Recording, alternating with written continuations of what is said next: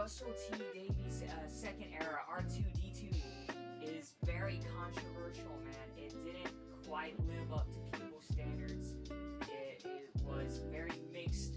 So we are doing a rewrite. Last time we did the 60th. This is going to be season 1. I'm not going to spend too long rambling because I know probably you guys have already seen it and you want to see the next part.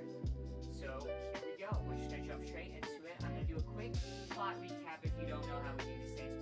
Quick plot recap of the actual season Russell did, and then I'm going to jump on to why these plot points don't necessarily work. We're going to tweak a few things, and then I'm going to tell you a quick brush strokes of what I would do with each episode. We're just going to move through it super quick, and not going to spend too long on it or anything like that. And yeah, quick rules for the rewrite. I can remove things, I can rearrange things, I can do pretty much whatever I want, but I cannot add things for the most part that aren't already there. So if an episode does not have the Daleks in it, I cannot throw the Daleks in it randomly. However, I will bend this rule a few times because I'm a cute little goose and I will do whatever I want. And yeah, so last time, 60th, brought them in, still fought the Toy Maker. Big changes were we removed Beat Me the Wild Beyonder, or the non-things, I should say, and we made it a 3-parter against the Toy Maker. Don't sweat it. Beat Me the Wild Beyonder might be coming back sooner than you might be expecting. So don't sweat their loss if you enjoyed those aspects. Also, we removed by generation. The 15th Doctor is just straight up the 15th Doctor. No second TARDIS, none of that. It just creates more problems based on where this season and definitely where the next one's going. Yeah, no, we're not doing that. So the general plot. Oh, and if you want to skip the recap, I'm sure I'll add a time in somewhere unless I forget. Then this will be all horribly pointless and useless. Yeah, we'll just run with it. Here's the recap for the actual season 1 that Russell T Davies wrote. The 15th Doctor and his new companion, Ruby Sunday, travel throughout time and space following the mystery of Susan Triad, the woman who appears to be everywhere they go and implied to be Susan, the Doctor's long-lost granddaughter that we haven't seen since the 60s with William Hartnell, as well as the mystery of who Ruby's mother is and why Ruby can seemingly manifest snow falling around her, leading up to the reveal of the classic Who villain, Sutek. If you haven't seen Pyramids of Mars, don't worry, they actually recap it on a fucking tablet in Empire of Death. But if you don't want to watch that, I understand why.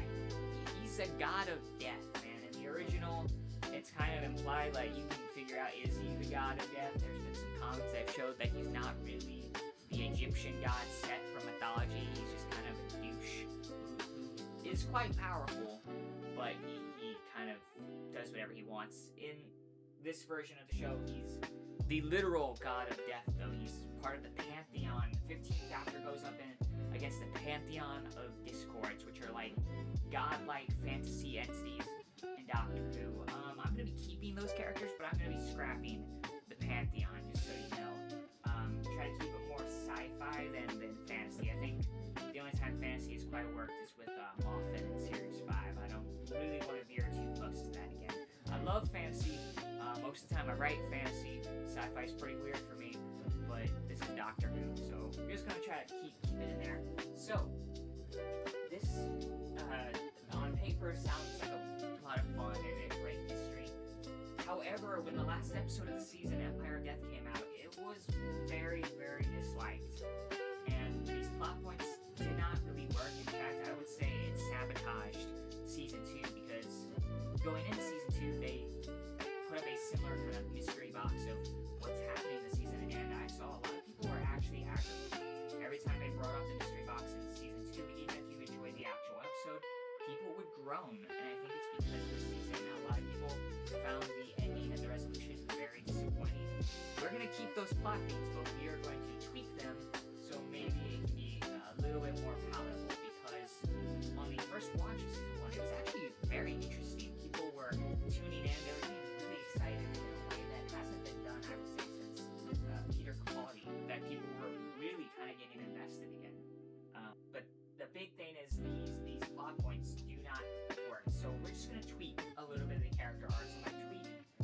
we're gonna give 15 and Ruby character arcs, man. I think that's the big thing that's missing.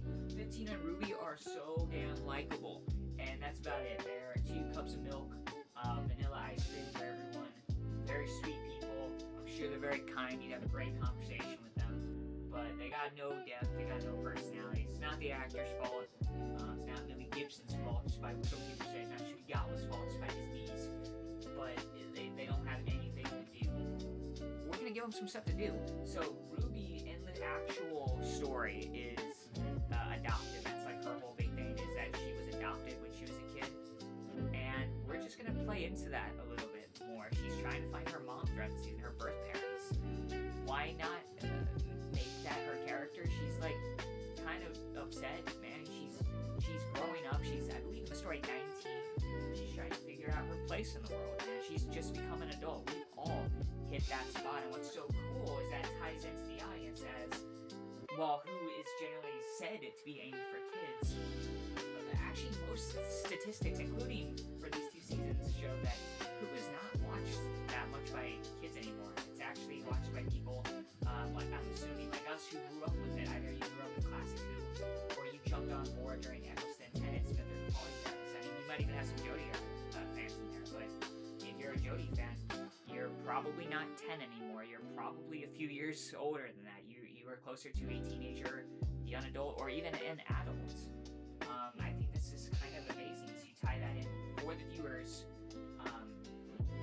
As you know, with the 60th, we had New Rose, who was again a young woman, kind of finding herself, and in this one we have something similar. We have Ruby, who is a young woman, just recently become an adult, and she's trying to figure herself out. Everybody has those questions. You get out of school and you go to the workforce. It's scary.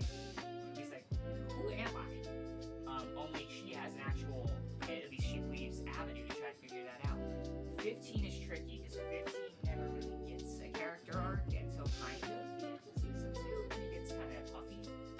But basically, what we're gonna do is we're gonna take where we left him, the 60th, where 15 is good now. 14 was a very depressed doctor. 15 is he's recovered. And he's like, I'm all good, man. I'm excited. That's kind of his lie. He is not good. You can't just. You don't want to brush aside all that character arc potential off screen without offering something else to replace it. Russell didn't really offer anything else. I actually don't love this arc. I think it's just kind of repeating what we've done before with, let's say, 12, for example. But we got to do something, and unfortunately, 15 minutes was it. So we're gonna make the best of it we can. Just a quick rundown of how these episodes go.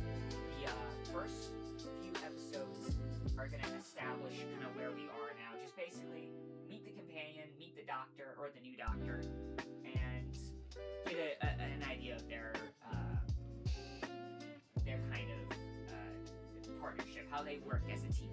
So the first episode will be the church on Ruby Road. I'm not going to change too much of this except for the villain. I am going to remove the goblins. Again, I love the goblins. Don't freak out on me. We're just going to bump them, and we're going to put Beep the Meep in as a villain, because I think that character trying to exploit the fact that he initially comes across as a very frail, alone creature who's very scared. That kind of works better to take advantage of Ruby's own insecurities as opposed to the original arc of New Rose, because that, I think, kind of drops about halfway through that episode. And this episode we can kind of we get the time to linger on it a bit more. Also, we are cutting out because we have Meat there. We cut out the Goblins song, which is great because a lot of people did not like that song. Some people did, some people didn't. I'm thinking budget. Let's just save it. Let's just get rid of it. So yeah, basically same episode except we put Beat the Meat in. Wild Blue Yonder was the fan favorite episode of 60th. I cut that entire plot out. All I left was the episode name. I know you're thinking, why would you do that? Well, because it is here in the first official episode of the season. Which to me is the second episode. I don't know why we don't count Christmas specials as episode 1, but whatever. Space Babies, probably the single most hated episode of the Shuti Gatwa era, right up until the reality war. We're gonna fix it. Basically, take the setting of Space Babies and combine it with Wild Blue Yonder. So we're gonna have 15 and Ruby finding babies on a ship, and instead of them fighting a booger monster. That's what they thought originally, was a monster made out of boogers. They're gonna fight the Not Thames, which are these creatures that are creepily imitating the crew and killing them one by one. It's actually, I think, kind of a fun parody, a really lighthearted episode name like Space Babies. And it's actually this really messed up horror. I think that's hilarious. We can also have a little bit more of Ruby's character, as of course she was adopted. And in the episode Space Babies, these kids are being taken up to a planet where they essentially will be like raised and adopted. They're like found family. She's found family. There you go, connection. We're gonna move through this pretty quickly. If you want full breakdowns, I have all these on my Reddit page. I went into excruciating detail, so with annotations, because I like to make comments when I write. I'm reading them right now. They don't add anything. I'm gonna leave them out, but they're there. There you go. The next few episodes are gonna explore Ruby's connection and to the Doctor, dealing with her abandonment issues. And that'll be Rogue and Boom. Basically, we're gonna switch around the episode order a little bit. Rogue originally came a little bit later. We're gonna bring it up a little bit earlier. Both these episodes have Ruby separated from the Doctor at one point. Even in Space Baby, she is separated from the Doctor at one point, and she needs to freak out. Essentially, that idea of, oh my God, are you gonna leave me? Are you gonna abandon me? Don't leave me here. Which will be fantastic in the episode Boom, which is all about the Doctor staying on a landline for an episode. Which sounds like a great concept, but when you stretch it out to an episode and there's no character arc running through it, that's a bit rough. Now we have one as Ruby, who's so scared of being abandoned, has to abandon the Doctor. How great is that? That is character rich. That is so much fun. A lot of people, by the way, really love Boom if you haven't seen it. I have issues with it, not because it's a bad episode, but because it's a great 12 and Clara episode, and 12 and Clara are not in the episode, it's 15 and Ruby.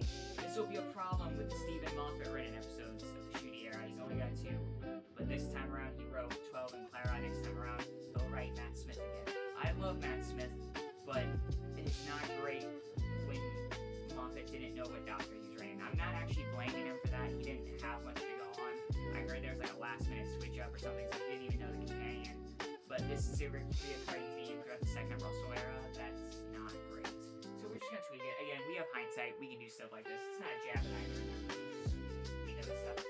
Those character issues that are building with Ruby are gonna lead up to episode 4, 73 yards. That episode I quite enjoyed in the show, but there's no arc to it. So basically, throughout the episode, Ruby is going to be left alone. And she's going to have to learn how to accept herself, love herself, and not need anyone's approval.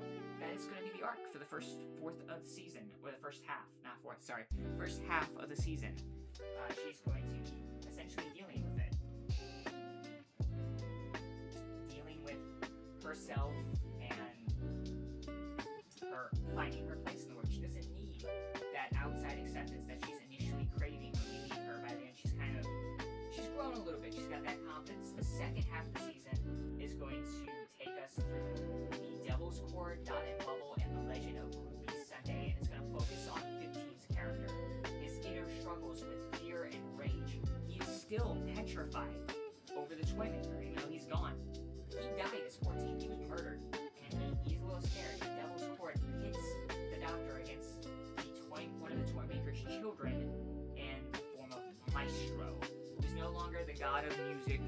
Maestro is just one of the toy maker's legions. Let that threat kind of play itself out. Also, we're removing the musical act in that one. I don't care, and I know some people loved it. I know some people want a Doctor Who Glee episode. I will be the antithesis of everything you want, man. We are removing those musicals because that's a lot of time and money wasted. And that episode needed the extra 5 minutes to have a proper climax. I think that's the problem with that episode, is it doesn't resolve quickly. So we're just going to jump on board. We're going to do Dot and Bubble and the Legend of Ruby Sunday. Dot and Bubble is pretty much, I'm not touching that episode. I was like up 15's anger a little bit more. It has a great ending where 15 is trying to, Doctor's trying to save a supporting cast. 15 is desperate to save these group of white people, and it's revealed at the end they're racist. 15 is the first black Doctor, at least mainline black Doctor, and that is like a ooh moment. It's really great, it's really wonderful, and I think it should have got was best acting throughout the era, which unfortunately is not great, because that's a great scene, but lot of potential with him as an actor in this character, and that's pretty sad when this standalone episode is kind of the closest we get. And Legend of Ruby Sunday is 15 essentially freaking out about Ruby. He's trying to figure out who her mom is himself. He's very concerned, and so they're going to look into they're going to go into this room that Unit has built that reconstructs time essentially around them. That way they can see what's the deal with her mom, who was she, and why is she so important? Why is Ruby having these fits throughout the season where randomly whenever a monster's like the Noctanes or Maestro is about to get her, this snow falls around her. Also, I forgot to mention this, but in the Devil's Court, at the very end of the episode, Maestro is actually going to beat 15. She's going to have 15 and Ruby on the run. She's going to chase them back to the TARDIS. And when they see the TARDIS, Maestro is going to freak out, claiming, mentioning something about like the one who waits. And they're going to retreat immediately, willingly returning themselves trapped back to the Toymaker's realm in another universe. Why would they do that? Well, something on a TARDIS freaks the fuck out of them. This is tying into the main plot of the season where the one who wins is being teased repeatedly. We're not going to tease it throughout the season. We're just going to bring it up in the Devil's Court. We have enough to tease throughout the season. All these episodes where they've been going, they've been running into Susan Triad, this mysterious character who they don't really interact with most of the time. Sometimes they will. But eventually the Doctor begins to pick up, like, we've seen her before. Why is she there in every episode? Like, who are you? So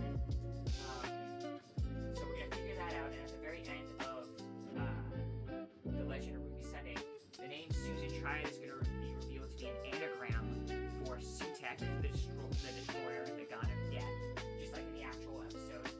And that is going to set us up for our finale. We have more character arcs going on.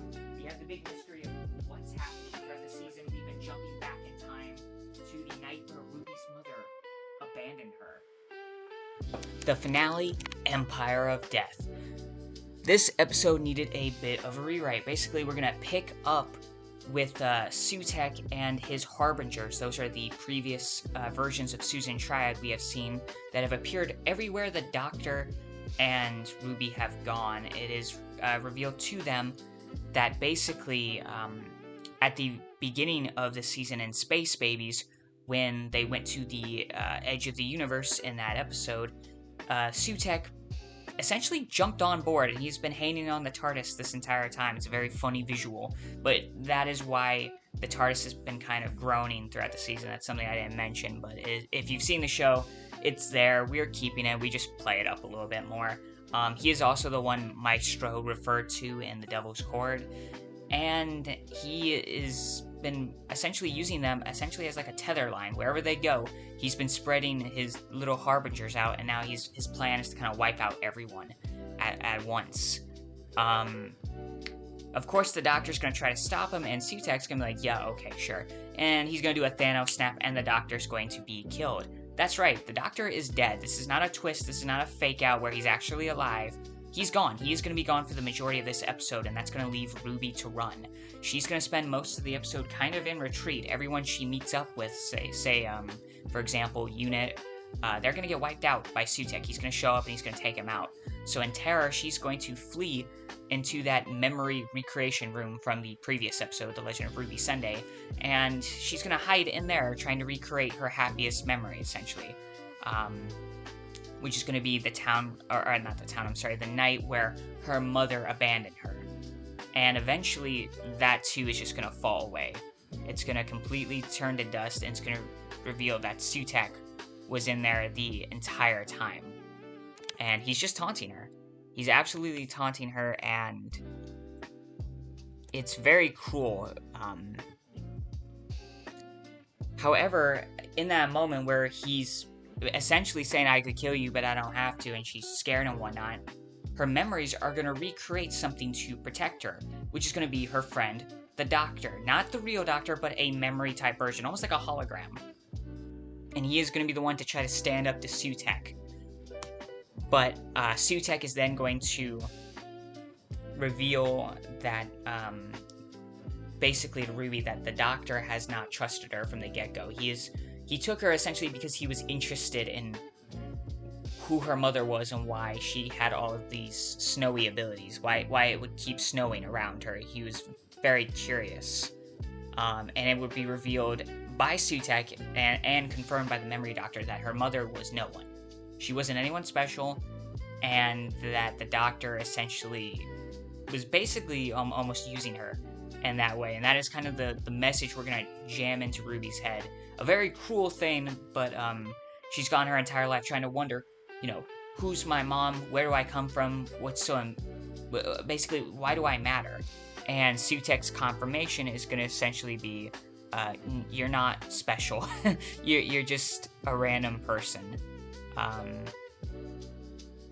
And it's a very, very cruel scene as he essentially breaks her down, telling her she does not matter. She's going to flee from the room, leaving the memory doctor as he too turns to dust.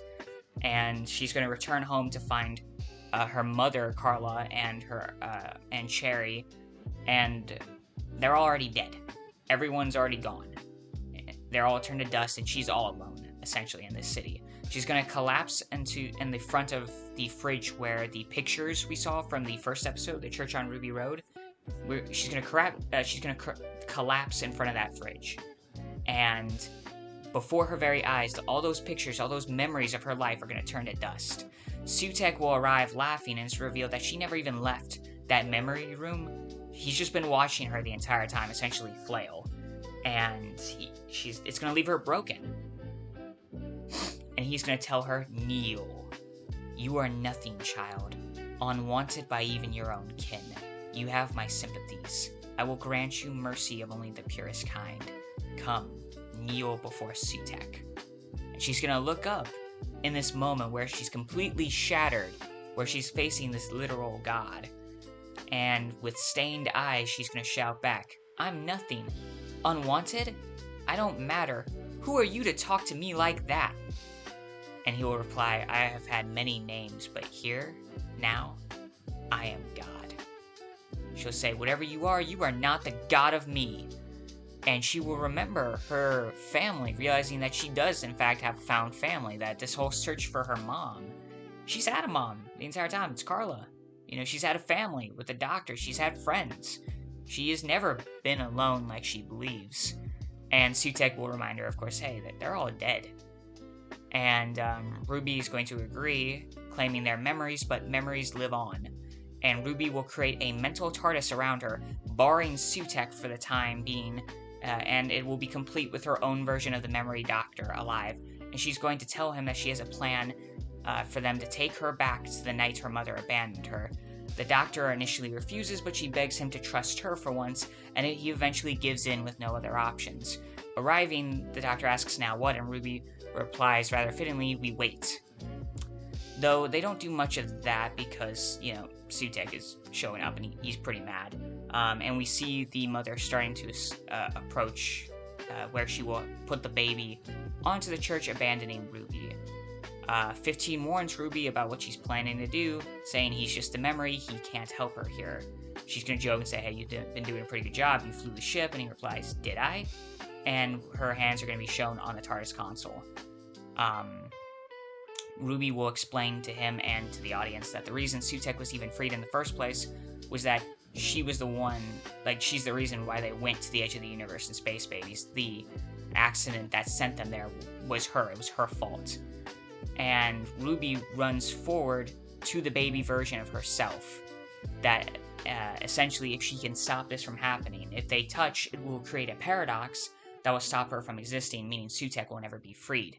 In terror, Sutek realizes what she's doing and charges after, leaving the TARDIS free as Ruby reaches the younger version of herself, causing a time paradox. For a moment, reality ends as Ruby defeats Sutek by trapping them both in this paradox.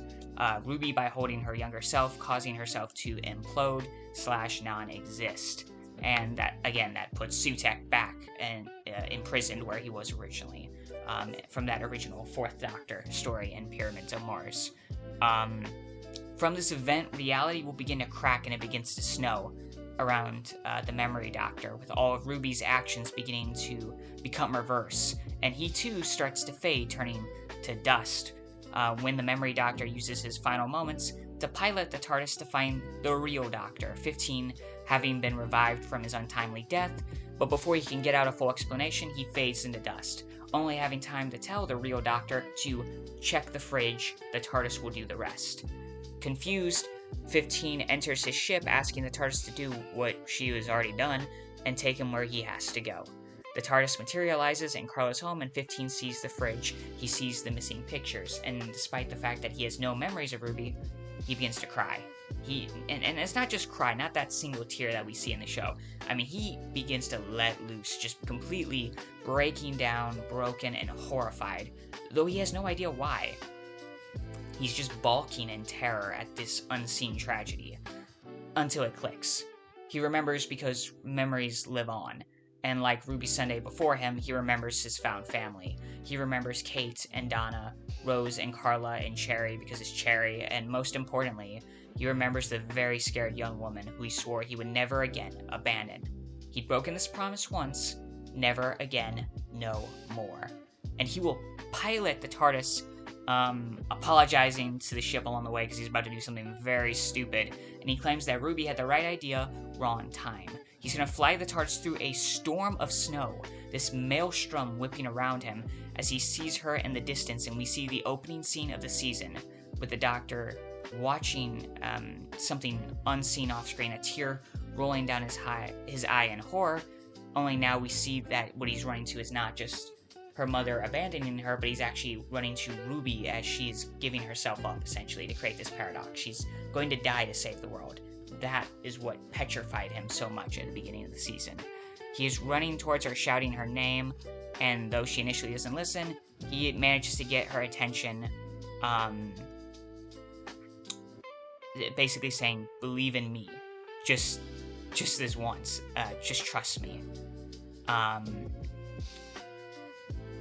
So the two run as Sutekh is lunging after her, and they flee back into the TARDIS. "Where are we going?" she gasps, and he says, "Wait," the Doctor orders. "He's not here yet. The one who waits no longer. Come on then, you dog of death. You ridiculous thing, come on." Then he whispers, "Come and get us. Ruby, get ready to hit that lever, but not a moment before I say. Not until Sutekh climbs back on my TARDIS." And we'll see Sutekh shrieking as he claws at the ship, and 15 slams shuts the door, shouting, "Now." And as he touches the TARDIS, Ruby will pull the lever, and the TARDIS will fly out for its final trip. The universe will begin to tear around them as Sutekh roars, extending his gift of death around anything he touches. The walls of the TARDIS begin to tear, catching fire. Stars begin to go out, and one by one, reality begins to fade. "You cannot overcome me," Sutekh snarls. "There is only freedom through me. I am the god of all gods." "You are so right, babes," 15 shouts, using the intercom in the TARDIS. "Or nearly.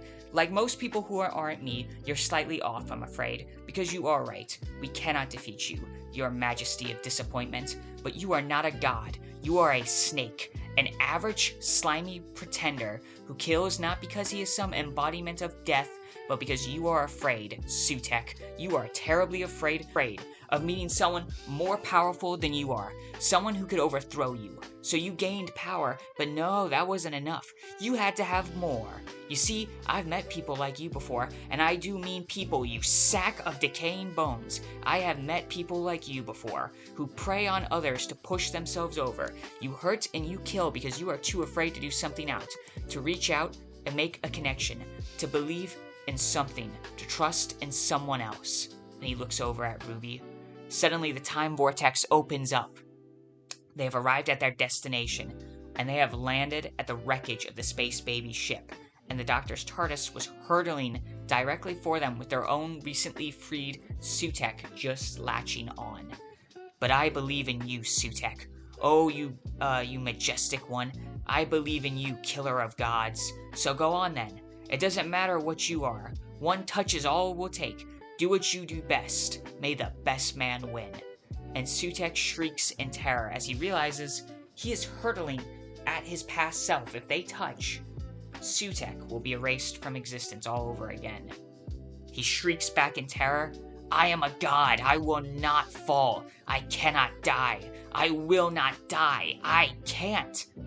And the past and present Sutekh collide in terror, abandoning, each leaping off their own TARDIS trying to escape, erasing themselves from existence. They're trapped essentially in a paradox where they'll be killing each other for the rest of time. And 15 says, trapped in a literal hell.